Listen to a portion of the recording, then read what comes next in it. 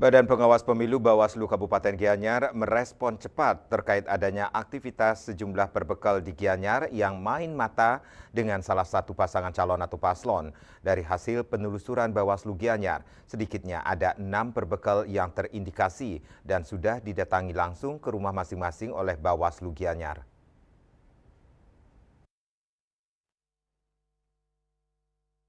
Ketua Bawaslu Gianyar Iwayan Hartawan mengatakan sesuai informasi terkait indikasi tersebut, pihaknya sudah mendatangi beberapa kepala desa di Kecamatan Sukawati, Belah Batu, dan Kecamatan Tegalalang. Meski belum memenuhi syarat sebagai sebuah pelanggaran, Bawaslu Gianyar berkepentingan melakukan pencegahan.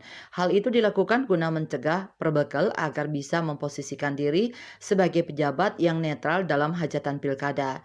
Dalam waktu dekat akan berlangsung tahapan penetapan paslon, pengundian nomor urut paslon dan masa kampanye. Jika pada tahapan tersebut ada keterlibatan kepala desa dalam bentuk membuat keputusan atau tindakan yang dapat mempengaruhi dan menguntungkan salah satu paslon, maka bisa berpotensi pidana. Maka dari itu ia berharap perbekal yang ada se-Kabupaten Gianyar bisa memposisikan diri sebagai pejabat yang harus netral. Meskipun kepala desa adalah pejabat yang memiliki hak pilih, namun jika terjadi pelanggaran akan ditindak tegas. Dan Pos melaporkan.